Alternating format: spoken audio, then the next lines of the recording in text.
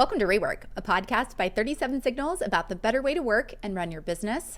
I'm Kimberly Rhodes from the 37signals team. Today, joined by David Heinemeier Hansson, 37signals co-founder and CTO. If you've been following David on any of his social media channels, you've seen over the last year or so that he has switched from Apple products to a framework laptop. He's now on Linux and has been working on a new project called Omarchy to bring all of these things together. We're here to talk about it today. David, I'm going to open it up to you. Why don't you give us kind of a high-level overview about what all these things are that we've been doing, and then I want to dive into an announcement you made internally at 37signals about how we're going to be moving forward. Certainly. So I switched to Linux about 18 months ago. And the first port of call when I switched to Linux was Ubuntu. That is the most popular Linux distribution out there. It's been maintained for many years by a company called Canonical. And it's really nice. I found that Ubuntu default wasn't really set up for developers. It didn't have all the tooling. It didn't have all the keyboard affordances that I wanted. So I quite quickly built something called Omakub, which was kind of a remix of Ubuntu. And I ran that for about a year. And then just a few months ago, I decided to try another adventure into Linux land and experiment with this combination of Arch Linux, which is the distribution kind of like Ubuntu, and then this window manager, as it's called, Hyprland, that sits on top of Arch and drives all the windows and how everything works together. The big difference is that Arch is incredibly bare bones. When you get it out of the box, it has basically nothing. You have to run terminal commands to even set up your Wi-Fi. You have to install everything from scratch, select each individual package. And I initially thought, you know what, that's not what I want. I'm trying to get the opposite. I'm trying to get my ideal environment up and running in 10 minutes or less. But then I started scratching a little bit at the surface and I started realizing, do you know what? There's an advantage here to the fact that Arch gives you nothing in that I can do whatever I want. I am no longer bound by the choices Canonical made for Ubuntu. I can put everything together just perfectly right. And that is the combination of factors that then led to Omarchy. And Omarchy is Arch Linux plus Hyprland plus my omakase opinions, choices, configurations, all put into one single installed script, and very soon a full installation device, ISO, that you can just run and get up and going.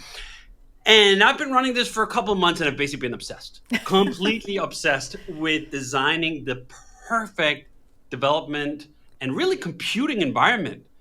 For me, first and foremost, I want my computer to be perfect, not just like sort of kind of okay, but perfect.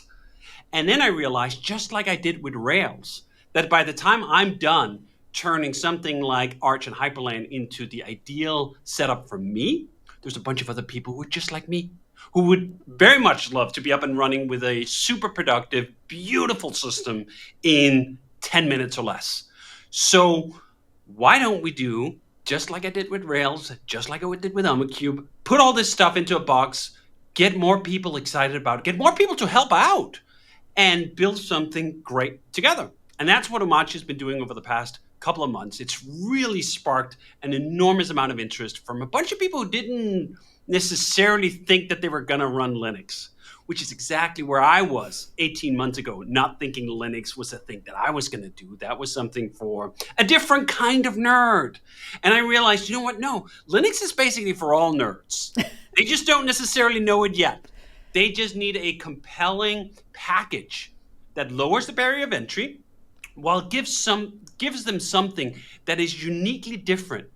And what I've come to realize is that the work I put into Omakub, making Ubuntu easier to use for developers at the first time, it was good. I liked it. I ran it for over a year. I still think it's a wonderful package. But it was quite similar in a lot of ways to what you would be able to get out of a Windows box or a Mac box. Omarchy is very different. And the key reason it's very different is that it runs Hyprland, which is this thing called a tiling window manager.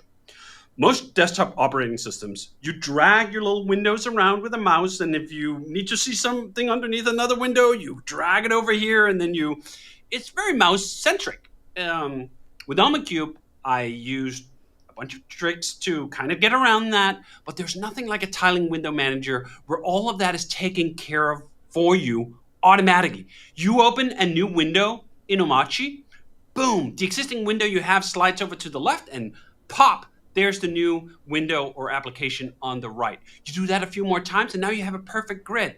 There's just so much less organization in it. And it's funny because I remember seeing people run these systems. Tiling window managers have been around for a very long time. Even though Hyprland in particular is quite new, there's been versions of this for a long time. And I thought, you know what, this seems, I don't know, it just doesn't seem for me. And as I found with so many things, when I think something is not for me, some of the times it's just because I haven't tried the right thing. I mean, I have my mechanical keyboard here. Unplug it. I thought mechanical keyboards, again, what a nerdy thing. I'd heard from a bunch of people, oh yeah, clicky clack. Ooh, the talk. What are these people talking about? I was just on a Mac Apple Magic Keyboard for the longest time, not realizing that this could be something because I tried one mechanical keyboard and I didn't like it. Very much the same thing with Tiling Window Manager. I'd seen one tiling manager and I didn't like it, and I didn't give it a second chance. And then I found Hyprland, which is this amazing tiling window manager that's built by something very rare in the nerd Linux world. Someone with a unique sense of taste and aesthetics. There's a lot of window managers, tiling window managers even, that are very functional, they're very fast, but they don't necessarily look great. Hyprland out of the box looks fantastic. It even has animations, which I usually hate. I usually don't like animation. I've pulled out all the animations from Omakub to make it as fast as possible.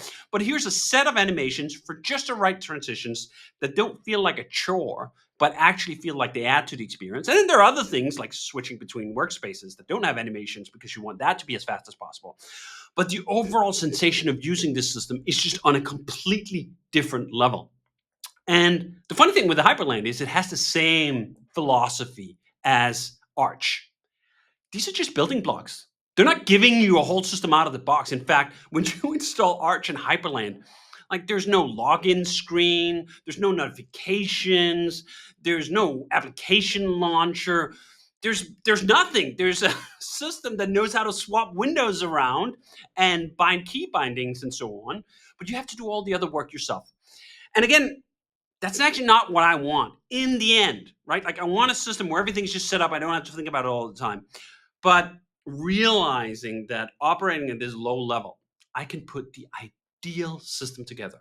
Just like when I showed up and I found Ruby, and there was no web application frameworks for Ruby at the time. I mean, there were some, but there was nothing like Rails. There was nothing that was just fully integrated, full stack, full everything. I had to build that bit by bit. And by the time I'd done that, we ended up with a highly opinionated Omakase system where both others adopting it and myself using it didn't have to think about these decisions again. So it's just been an absolute joy and revelation to discover that sensation, that like peak experience for me 20 plus years ago with Ruby can now have like a sequel in Linux. And it's as exciting in some ways, as exhilarating to discover that a bunch of insanely good technology was just out there, and I kind of just had it in periphery. I didn't really investigate further. And now that I have investigated, I found something that just really fits my brain like a glove. And just as satisfying is realizing that there are already thousands of other people, primarily programmers, but not all, who've now had the same experience because they've been able to install Omarchy and realize that they too, like tiling window managers, if everything is just set up and there's a base for them to iterate on and create their ideal environment. Some people just leave the Omarchy defaults exactly as they are, and other people will take that as a starting point and really tailor their environment to it. One funny thing about that was just 2 days ago, I think, I got this pull request, a piece of code submitted to the Omarchy project from a guy who'd never made a pull request before. Like ever in life? This was literally the first time he was contributing to open source in some way, and he was changing something about how Omarchy worked. And I thought, like, this is really interesting because, first of all, something like Omarchy is pulling someone into open source, starting their journey with open source. And then also, could you imagine submitting a pull request to turn down liquid glass in macOS, or like pull out some of the junk in the Windows Start menu? Completely unfathomable. Like, these are not affordances we have in the commercial operating systems. Linux really is unique in this way that you can tailor just to you, that it doesn't have any of the gunk or the junk that you'll find in the commercial offerings. And then you can collaborate with other people who share your taste. This is one of the criticisms that's often leveled against Linux is, oh, there's all these choices, there's all these distributions. Yeah, because we don't all want to run the same operating system. We should at least don't want to run the same sort of flavor of it. I mean, underneath it all is all Linux. I mean, Omakub is Linux, Ubuntu's Linux, Arch is Linux, Omarchy's Linux. It's all just Linux, which is to say, it's the Linux kernel, the magic that makes all this stuff work. But then on top of that, we can really express ourselves in highly personalized ways, just like we do with programming languages. Ruby is a very unique programming language. It does not appeal to everyone. I've come to realize that after some time, that not everyone loves Ruby as much as I love Ruby. But they might love Python as much as I love Ruby. Or they might love Go, or they might love another language. And again, that's what Linux gives us. There's no way that everyone in the world just like either loves Windows or love Mac OS. That's not what it is, right? So it's just been absolute complete joy to discover this, to build Omarchy up, to now I already have 20 releases onto it, thousands of developers into it, manufacturers of Linux-friendly machines interested in engaging with this, whether Framework or B-Link or some of the other makers that I've been talking to. There's just a new excitement in Linux land that just kind of just ricochets, right? Like, I get excited about something in Linux, then other people get excited, then I get more excited. And then we all just get super excited about a new piece of technology that's actually ancient, right? Like, Linux is 30 plus years old. Hyprland is very new. Some of the other tools are quite new. And Omarchy is obviously literally only 2 months old. But all of these things coming together just at the right time to give us a true alternative to something like the Mac that I'd been using 20 years prior to switching to Linux and all the other stuff. Other people on Windows feeling the same way. Now, finally, there is something that speaks to me, something that's different enough, unique enough, has a position and opinions that kind of align with my own. Now's the time to make a change and try something new. Okay, I have to say, for all of your company check-ins where you share with the company what you've been working on, it is clear that you are so excited about it. Like, it just the energy behind it, even though it's just written words, you can definitely tell. If someone were to ask you 5 years ago, like, imagine you're going to be on Linux, you probably would never have believed it. But look at you now. 2 years ago, not even 5 years ago, 2 years ago, I would have gone like, there's no way. I'm not doing Linux. Linux is the thing I run on servers, and that's for a different kind of nerd. I'm not interested, right? That's also why I'm so excited. I simply love, first of all, learning. And I also love learning that I'm wrong. Like, I literally had the wrong mental image of what Linux on the desktop was. I thought it was something else than it turned out to be. That's the best kind of wrong. The best kind of wrong. Where you're like, oh, I've been walking around with this misconception of Linux, and now I corrected that misconception, and now I get to enjoy it. Okay, so let's talk a little bit about the announcement that you made recently to the company. So 37 Signals used to be an Apple shop. We all had Mac computers. More recently, it's been like, yeah, if you want to use Windows, let's diversify a bit. We should be diversified. Now we're moving more towards the Linux and Omarchy angle. Talk us through a little bit about that and what you're thinking for the new policies of the company. Yeah, so about a year ago, just a few months after I had adopted Linux in general, I thought, you know what, this is good. Linux is good. I've been working with this Omakub, the first iteration of this idea of making our own distribution. And I thought, this is good enough that going forward, as a default, as someone new coming into the company, this is what we should be using. So I made the policy about a year ago, saying anyone new joining the technical teams that we have, if they don't have really strong preferences to the contrary, they should be using Linux. They should start on Linux. And we actually just hired 4 new programmers not too long ago, and all of them have started on Linux. We've have a couple of folks on the existing teams that switched to Linux, and we have some people on the operations teams that've been running Linux, and we even have a couple of designers that have been checking out Linux. So like that kind of stuff was going well, but we're in a different situation now. Omarchy is a far more comprehensive take on what would our own distribution look like. What would it look like if we had full control over everything to set up a development environment just like we wanted it? For many years, we've had a project internally called Shipyard. And Shipyard would set up a new machine such that it was usable for the technical staff, such that they're ready to make commits and they're ready to deploy things. And it was a bunch of stuff that was setting things up. And I started realizing, why are we doing this just for us? Like 90% of what's in these setup scripts are just like good practices that we should all be using. I mean, broadly here as developers, most people should be running something like this. What if we just took all these things and we put it into one package and we wrapped it around with all this other stuff? And that's basically what Omarchy is. It's taking all these developments we've had internally for what a great development environment would look like, and then putting it in a box. And now I've come to the realization, hey, if we're doing that already, we're taking all the stuff that we needed to set things up. Now we put it into a package we're sharing with everyone. We should be running that package in exactly the same way that now that we've spent years and years building Rails, and that has all the things that we want and we need to build new applications, we should obviously be using Rails. It would be very weird if we were not using Rails. If we said like, oh, you just use whatever you want. No, Omarchy is now a 37 signals Linux distribution in the same way that Rails is a 37 signals Ruby web framework. It's also for other people. Omarchy already has, I think, about 50 contributors outside of the walls of 37 signals. And Rails obviously has many thousands of contributors. So it's not just a 37 signals project, but it's very much also a 37 signals project. And once it gets to that stage, we should go all in. We should go all in and say, this is what we're going to put our efforts behind. When we do our setups and so forth, it should go towards one solution that we all improve together such that it is the best that it could be. Rails got so much better because it wasn't just me working on it, because there were a bunch of programmers outside the company working on it, and because all the programmers inside of 37 Signals were working on it.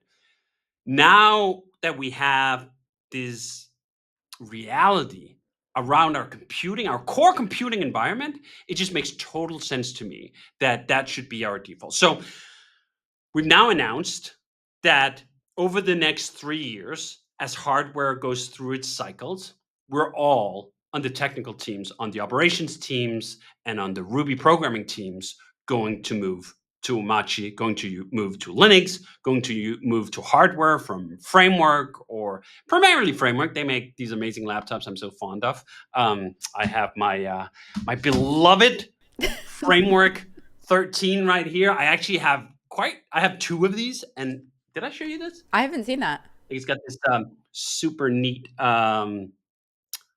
Yeah. purple translucent thing going on it now. Anyway, these are just great computers. And prior to that, it's funny, I actually have one here still that we use as a media machine in the bedroom now.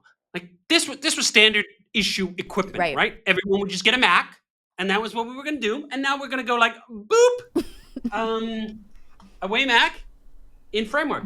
But we're not going to throw away perfectly good Macs for people who are fine with that for now. So we're going to take it like at a reasonable pace. Like 3 years is about the hardware cycle we've always had.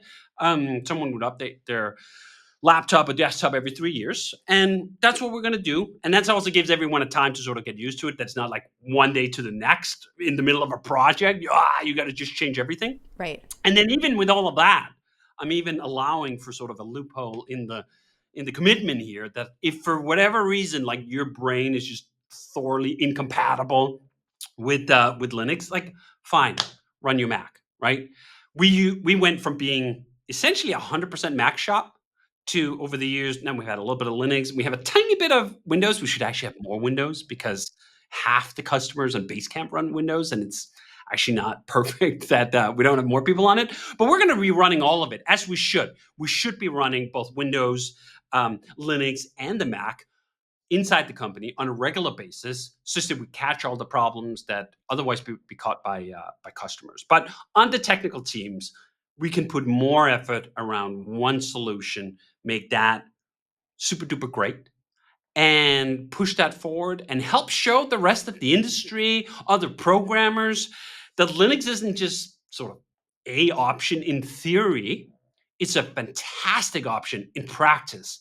And here's a company that goes all in on it, that's willing to go like, all right, that's it. That's what we're doing.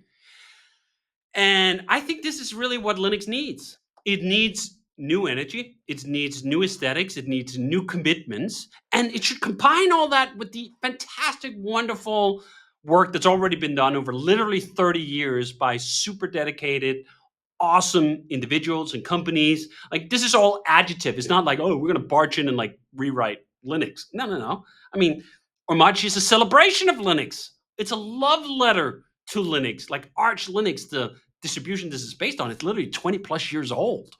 There's just so much fundamental core progress in Linux that we just need to like show people. Which again, I keep coming back to this example of Ruby on Rails because it feels so similar to me. Rails was a love letter to Ruby. And I was basically going, Ruby is this incredible programming language. I need to present it to more people so that they can have the joy of writing Ruby. But to get that joy, they're going to need a little help. They're going to need a little nudge. They're going to need some tools. They're going to need a lowered barrier of entry. Rails is that. Omarchy is attempting to do the same thing for Linux for a new group of quote unquote customers. People, mostly Mac users, but also some Windows users. But I think in our sort of corner of the industry, web development, SaaS, all that stuff, the Mac has what, 97% market share? And I don't have any delusions that we're going to turn that fully around. But could we just get Linux to 10%, maybe even 20%? Who knows, one day 30%? I think that's entirely possible if you look at the developer community and the web developer community even more specifically. So this move that the company's making, it's reminding me of, we always talk about dog fooding our own products, but also like we're using Basecamp every day. Like that's how we're able to know exactly what it needs because every single person of the company is in it every single day. Like as you explain it, it just makes sense. That's exactly what this is. That now that Omarchy has kind of shown itself as being so well suited for the kind of work that we do, we should be using it. The technical team should be using it. We should be improving it. We should be helping pushing it forward. And we could just do that so much more effectively if the majority of the technical staff is running it.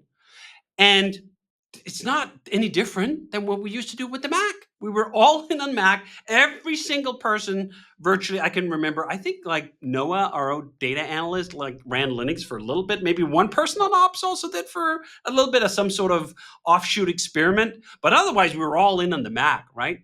And it's funny because when I announced this externally, after we had announced it internally, I got a lot of the pushback, right? How dare you mandate the tools that people are going to use? Like, first of all, what are you talking about? Like, companies in general, as default, mandate what people use, right? Like, hey, this is a Windows shop. We use Windows Manager, something.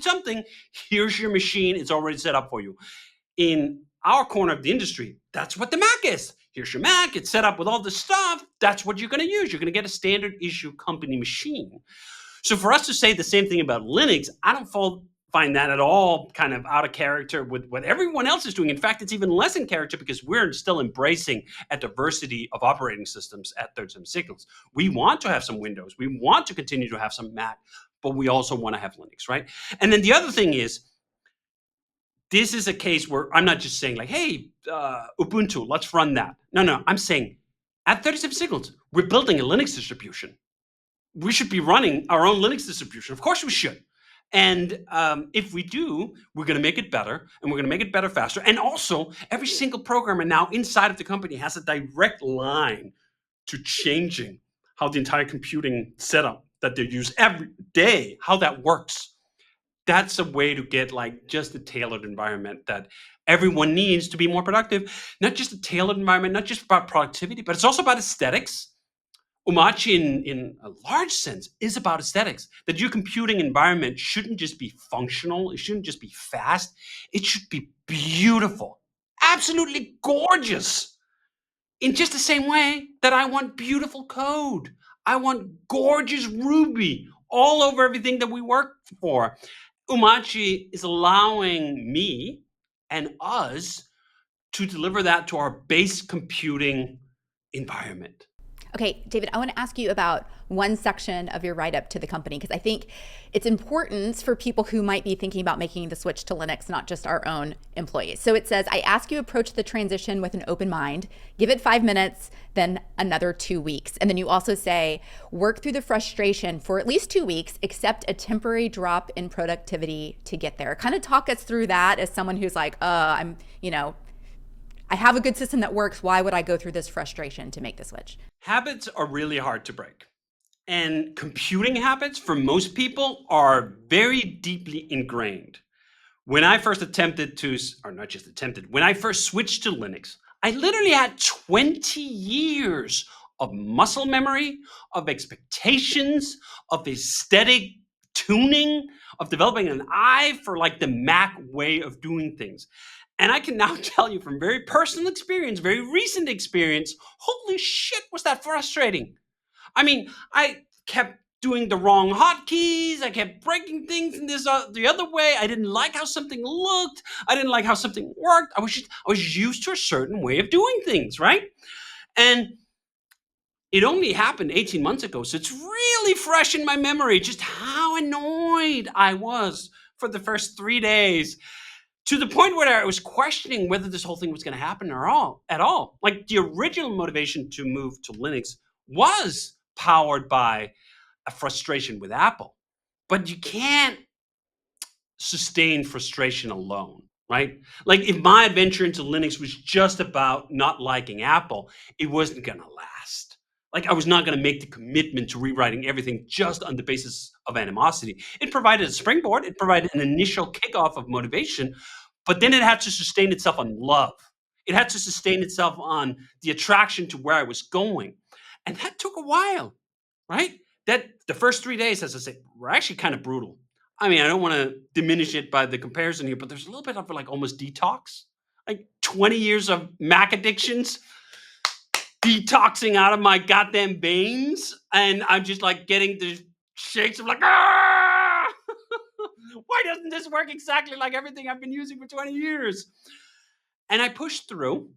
And after the first 3 days, like the cold turkey subsided.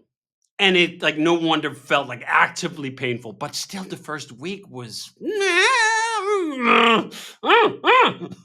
little bit frustrating, right? And then by the end of the second week, I was like, what was the big deal? What was the big deal? This is good. No. This is great. I mean, here's a bunch of things I actually really like. I've gotten some of the muscle memory I needed converted. I've kind of gotten into it. And I just want to preface that, and I still do, to anyone I say, like, hey, do you know what? You should give Linux a try. Is if you give Linux a try for like 5 hours, and you, like me, have been using the Mac for 5, 10, 20 years, you're going to hate it. You're going to hate it. That's just a guarantee, because that's what people do when their habits change, right? It's so hard to break, and your frame of reference is so set on a specific way computers work that you're just going to hate it, because you just have the frustration. And that's what the beginner mindset is like. You're like, I used to be an expert in this exact stack, and now I'm going back to, if not square one, like square 5. Like, you still know how computers work, and Linux is still just a computer. It's not like a fucking piece of alien technology that speaks gobbledygook, right? It's still a computer. And especially for Mac users, it's still Unix underpinnings. Like, there's actually a lot of similarities, but don't underestimate how painful it is to try to rewire your habits. Habits are very hard to break. And the key ingredient you need to break them is literally dedication and patience. It has to just hurt for a week. Okay, I want to go to some comments and questions that were posted on your post on X. I think some of them you've answered, but so that you can answer them directly. Someone wrote, actually a couple people have asked, what does this mean for Omakub? Omakub? Omakub. Omakub. Omakub is essentially done. And the reason it's essentially done is that it's built so much higher up the stack. It's built on top of Ubuntu, which is already a fully formed desktop environment. Like Omakub is more tweaking something that already exists, versus Omarchy starts like 7 layers deeper into the stack, right?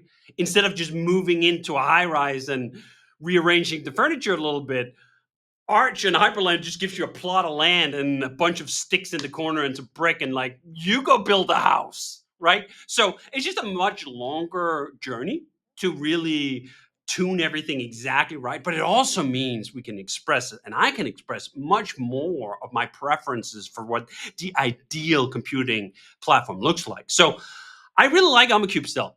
I think it is, for some people, a really good introduction to Linux. It's really sort of a set of training wheels, and it's also fine for other people. It's not just training wheels. I say that as a term of endearment, not to like neg it.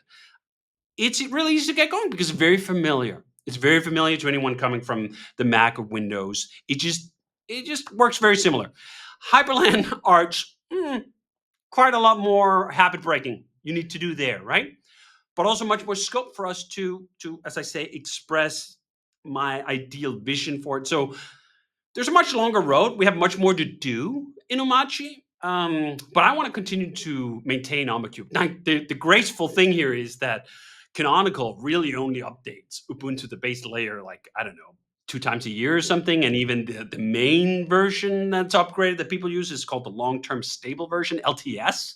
It's just upgraded once every 2 years. So it's not exactly an insurmountable effort for me to continue to upgrade it, even if I don't use it on the daily anymore. Okay. And then a couple of snarky comments that I want to give you an opportunity to respond to. Some of this you've already kind of addressed here today already. But someone wrote, I'm impressed by all the Linux work you're doing. However, the Linux switch at 37 Signals feels like a boss pushing a personal preference, forcing everyone to adapt. And then a similar comment, I can't think of a compelling reason to require Linux instead of OS X for the people who want OS X. Give people the tools they like the best. Mandating Ruby is not the same as mandating Linux, and you know it. Any comments for our friends here on the internet? First of all, they're right.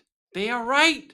This is the job of a chief technology officer, to pick technology that the company will use and bet on and invest in and whatever. Like, that's my role. That's literally the job description.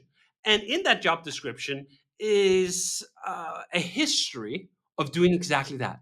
That's what Rails is. Do you know what? We mandate that people at 37 Signals write new web applications in Rails, the web framework that we created. We mandate that you use Hotwire on the front end. We mandate that you use Kamal for deployment. We mandate all of these things. And I think that's where people perhaps don't realize where Omarchy is different. Omarchy is not just a Linux distribution. It is now our Linux distribution. It's also other people's, but it certainly is ours. Omarchy was born at 37 Signals, born from me pouring 37 Signals-ness into it, right? It's not just some random shit I pulled off the shelf. I've literally poured, at this point, hundreds, approaching thousands of hours into this system. Of course we're going to use it. Of course we're going to use it. Now, we're going to do it in a way that feels sort of proportional, because this is a change. Like, if I came in tomorrow and said, like, hey, do you know what, guys? I don't like Ruby anymore. We should be writing everything in Go. I mean, people might go like, what? Like, is that starting tomorrow? When is that going? Like, what are we doing here, right? So with Omarchy and the switch there, as I said, we're doing it over 3 years, and we're doing it at a kind of a time of folks choosing. We should be moving towards it, and anyone new should be getting onto it, and we should get more people onto it. But it's not just like, hey, day one, switch over. But going all in, burning the boats, has just immensely motivating power for folks to get excited about, like, you know what? We're not half in, half out, a little bit, maybe. No. We're doing this. We're fucking doing this. We're going in. We're going to make this amazing. And we're going to make it amazing, not just for us, but for anyone else who might be in the same boat. And that kind of commitment, that's what this company is. We see opportunities. We see holes in the market. We see new ways of doing things. And we say, like, do you know what?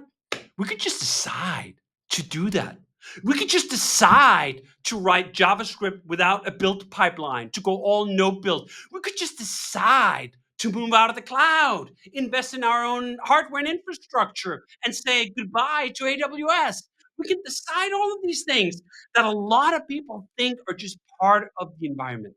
This is just part of the water. Well, don't you use the thing everyone uses? Like, why don't you just get a Mac and use AWS? And they don't even remember that any of these things, do you know what? They were also weird at one point upon a time. I used to be a serious Mac evangelist back when everyone was running Windows. I remember when no serious technical programmer was using a Mac because that was something designers used. Uh, that's a design, whatever. That's not for serious programmers, right? So I remember when things were different, and therefore I also have complete confidence that they could be different again.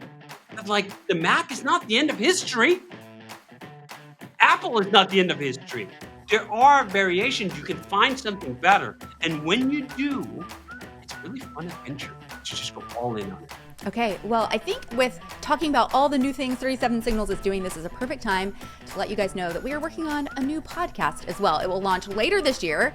If you've enjoyed hearing some of the technical aspects of 37 Signals and the products that we're building, this new podcast is for you.